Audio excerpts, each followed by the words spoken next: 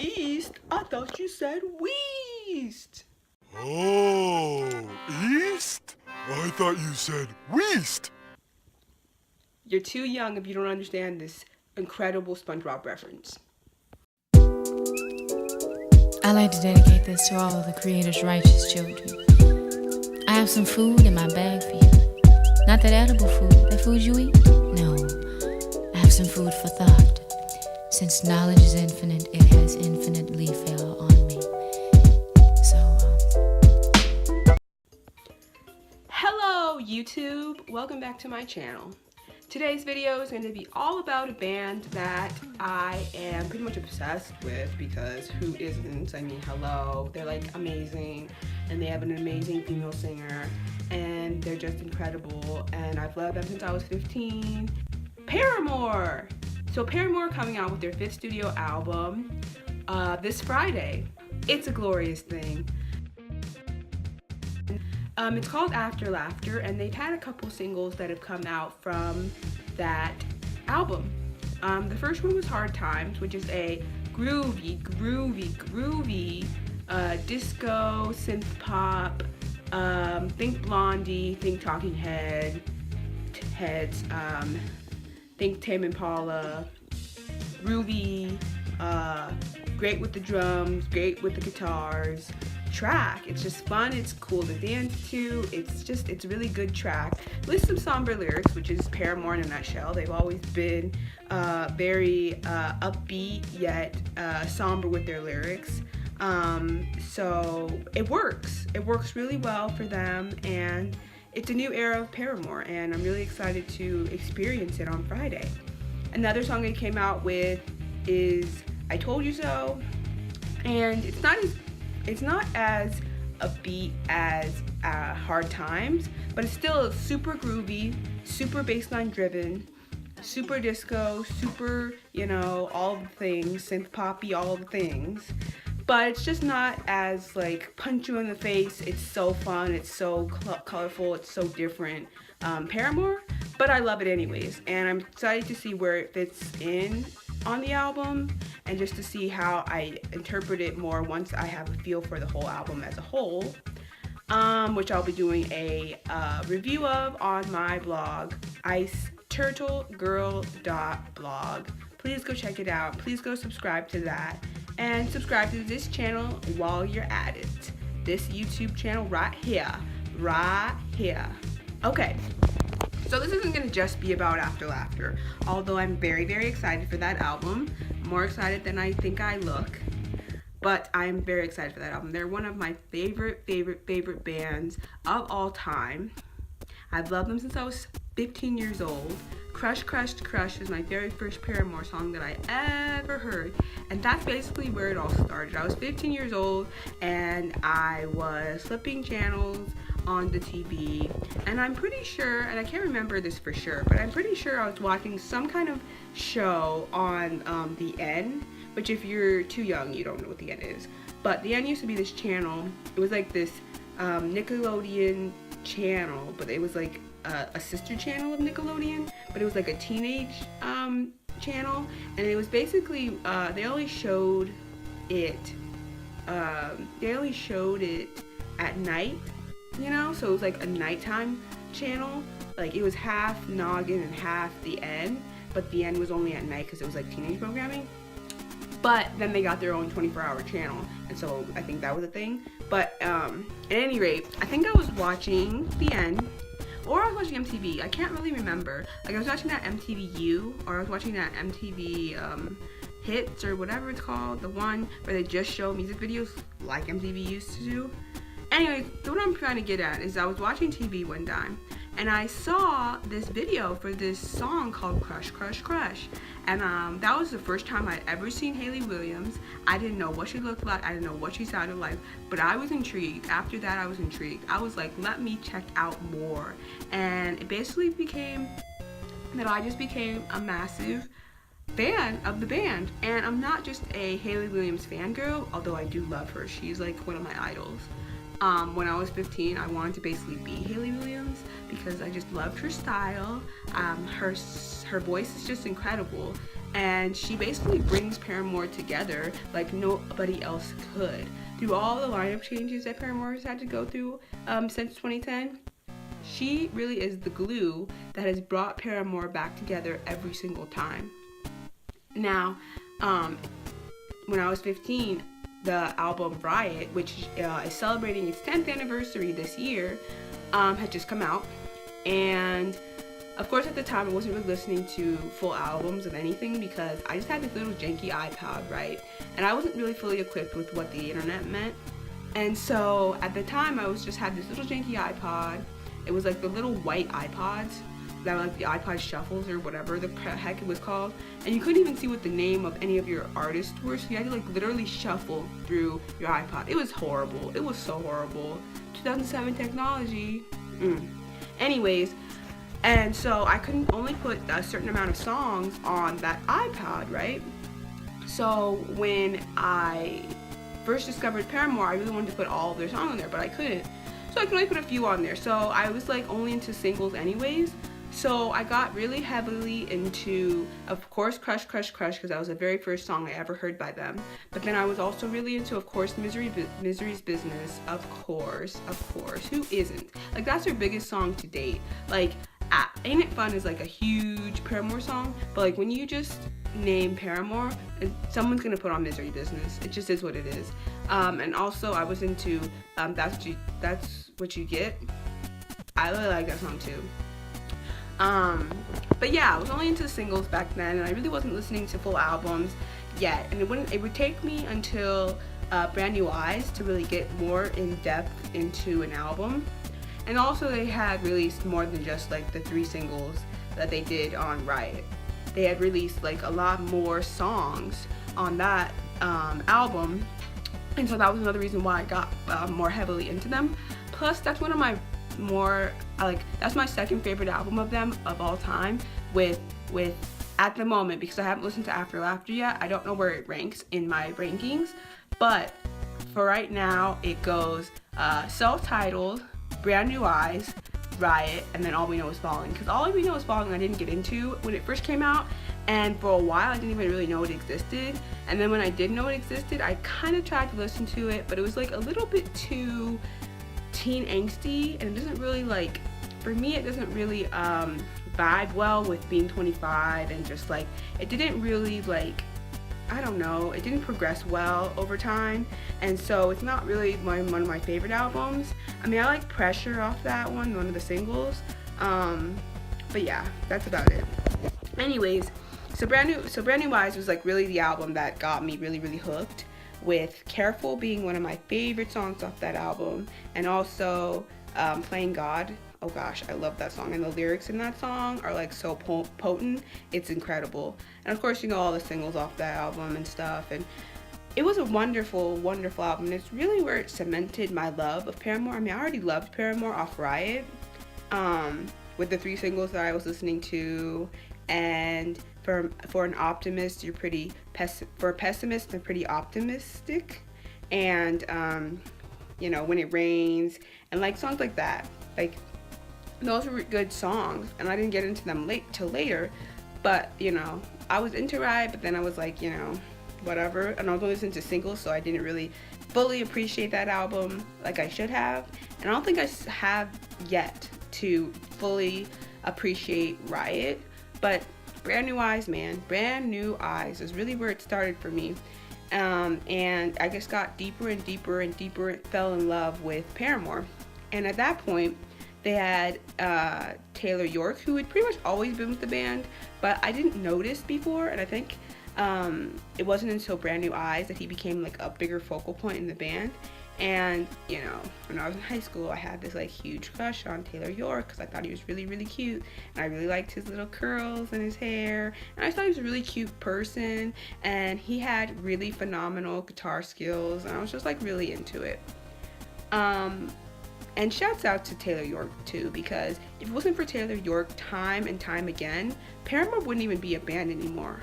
Like, that's how seriously Taylor York has pretty much saved Paramore time and time again. Like, after 2010, he saved the band then, and after the whole Jeremy Davis thing, He's saving it again, and that's the whole reason why we have After Laughter, because we wouldn't have After Laughter if it wasn't for Taylor York. But I'll get into that later, but I just want to send mucho props to Taylor York, because if it wasn't for him, there would be no After Laughter, and it's like, there would be no Self-Titled, there wouldn't be these incredible albums, and it's sad, but I mean, Taylor York was really the glue that kept Paramore together for so long. Back to Brand New Eyes though. Brand New Eyes being the album that really like cemented my love for Paramore. Of course there was, you know, the singles like I said, Careful. I really love that song. I really love Playing God. Brick by Boring Brick, of course. Ignorance, of course. You know, it was just like, it was an incredible album, and I'm really glad that I just got into it. I'm really glad that it kind of cemented my love for this band, because, you know, at the time I was kind of moving less away from like the pop punky kind of stuff I was listening to in like middle school and early high school, and I was getting more into like the indie world when it came to music. And so I feel like Brand New Eyes was like a good transition album. And then when I got into, you know, after high school, and they came out with the self-titled album after the Farrar brothers left, which was really sad, and I felt really bad for Hayley, and it was like really unwanted pressure on her, you know what I mean? Like saying all those mean things about her was just like rude. It was like rude. It was like, who in their right mind? It was like, Hayley Williams is Hayley Williams, right? And Hayley Williams does not want to break up the band. It's like, for the longest time, all she's ever said is she wants to be known that this is Paramore, not Hayley Williams' solo project with the band in the back. No, this is Paramore, a band. And like, that's something that she's always tried to stress to people, but they just don't get it, because the press wants to be like, Hayley Williams, Hayley Williams, Hayley Williams. And it's like, no, you guys need to Hayley Williams, Taylor York, Zach Farrow at this point. Before it was Taylor York and Jeremy Davis. Before it was Taylor York, Jeremy Davis, and Josh and Zach Farrow. I mean, come on, you guys. You can't just say, oh, Hayley Williams band. No, it's Paramore. It's Paramore. And Paramore will always be a band, forever and always.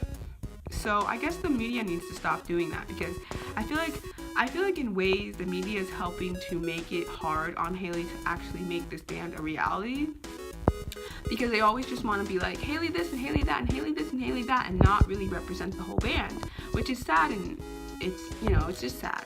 Anyways, so then Self-Titled comes out, and at first I was like, you know, whatever about it, but it really grew on me, and it really helped me through a time where I was trying to discover what it meant to be an adult. And Self-Titled album just celebrated its 4th anniversary, and it came out in 2013, and it's my favorite album to date. Like, it literally is. And I know for some people it was like a hit or miss album, because they did a lot more poppy stuff, and they weren't as headbangy, and they weren't, you know, whatever. But for me, it was the perfect transition, because I was 21 at the time. I was trying to discover what it meant to be an adult, and at the time I had discovered so many different other kinds of genres of music than what I'd listened to in like middle school and high school. And you know, I did AmeriCorps, and I had learned from a lot of the people in my AmeriCorps team about so many different kinds of music, like so many different kinds of music, which is why I'm into certain kinds of music to this day, and why I listen to certain kinds of music is because of those people in AmeriCorps, because they really taught me about different kinds of music that I didn't really know about in high school. Like, I knew about certain kinds of music in high school, like hip-hop, pop-punk, pop, you know, whatever's on the radio, pretty much. And then it wasn't really until I got into AmeriCorps that I learned about all these new kind of like indie, electronic, different kinds of music like that. And so, even new kinds of hip-hop. And so, it was like, wow, there's like this whole new world to discover. And so, I feel like the Self-Titled album was kind of like a bridge between like the pop punkier sounds on like Riot and Brand New Eyes, and what was to come on probably After Laughter. And so, it's like Paramore's Self-Titled was like the best little transition album, and I really love it because of its lyrical content. Like, it was really heavy on lyrical content, which I love. because it really was a journey of a band and of a 23-year-old woman in Hayley Williams going through adulthood, you know what I mean? Like, Ain't It Fun, before Ain't It Fun became like this huge radio single, it was one of my favorite songs off the album. And not because of it being just like this awesome, like poppy, like gospel laced track, even though it is, it was more so the lyrical content for me. Don't go crying to your mama, 'cause you're on your own in the real world. Like, it was real because at the time I was going through a lot of having to make like a bunch of adult decisions, right? And it was hard for me at that time. It was really hard for me. I went through a bout of depression that year, and you know, Paramore really got me through it. Really got me through it. If their album hadn't come out, I don't really know what would have happened. I mean, I wasn't like that depressed. Let's not like get crazy. But I was in a state of depression that I pretty much, like, I've always been depressed, but like that was like real depression at that time. And Paramore has really been able to help me through that. And you know, I'm still in a kind of depressed state when it comes to certain things and whatever, and like my future and like being an adult and like what that actually means to me and like what that means in this world. And Paramore's self-titled album has really been there for me each and every step of the way. And so I give them a lot of kudos and a lot of props. A lot of props. I've got a life out there somewhere, it's waiting, lined with palm trees and only new faces. If I could get past the present to get there, oh baby, it's worth a shot. Escape Route is my song. Like, that was the song that I swore that in 2013, 2014, and 2015, and 2016, I swore that was like my mantra song. Because I was like, yes, I just need to find a place to go, make a little money, find a place to go, and leave. Because I was just going through a lot of stuff with like my future and like just being an adult, and that song really helped me. Fast in My Car, great tune. All of the songs on that album are just like incredible. So I'm really excited for After Laughter. I just can't wait. I'm so excited. The new era of Paramore seems so legit. I'm so excited. Thank you again to Taylor York for saving the band. And thank you to Zach Farrell for actually coming back. Like, I'm glad this beef has been squashed. Like, I'm seriously glad the beef has been squashed. Do I ever want to see Josh back in the band? No, I don't. Not ever again. No, because he was really the asshole in that whole situation. He was the one who said all those mean things about Hayley. And so I don't want him back in the band ever again. But I'm glad that Zach was able to come back and really bring his masterful drum skills back. And I'm just excited. Like, I hope they get a permanent bassist. Because, no offense to Jeremy Davis, but he was a little hit or miss when it came to being in the band in the first place. And the only reason he came back to the band after being pretty much like not wanting to be in a band during the process of All We Know Is Falling, he just found out that they were like getting some recognition and some buzz. So he probably was like, let me come back and let me try to hone in on the spotlight. And then he probably, you know, got, you know, tired of the whole thing and then tried to act like, oh, well, I'm gonna need money because I have a new baby. And it's like, no, that's really not how it works. And if you didn't want to be in this band in the first place, then leave, son. Beat it, nerd. Anyways, basically, this post is very rambly. And so if you don't understand what I'm saying, you don't get it, whatever, that's fine. But all I just really wanted to come out here and say is that I loved Paramore pretty much from the time I was 15. I'm now 25. It's been 10 years, and I am so excited for After Laughter. You know, I really do look up to Hayley Williams as a woman that I can just look up to. Like, her lyrics, the lyrics in her music, and the way she sings it are just so potent. I just feel like, yo, that's another girlfriend that's just speaking my language, that understands what I'm going through as, you know, an adult, as a young adult. Like, she gets it 100%. And so I'm excited to hear the lyrical content on this album. I can already tell it's going to be a funky album, and I'm excited. So I just wanted to give mad love to Paramore. I love you guys, and you guys will always be one of my favorite bands of all time. And I don't know what else to say. Like, I just love you guys. Like, you guys are just incredible. And I really am just excited to hear what's next from you beautiful human beings. So until next time, peace and blessings.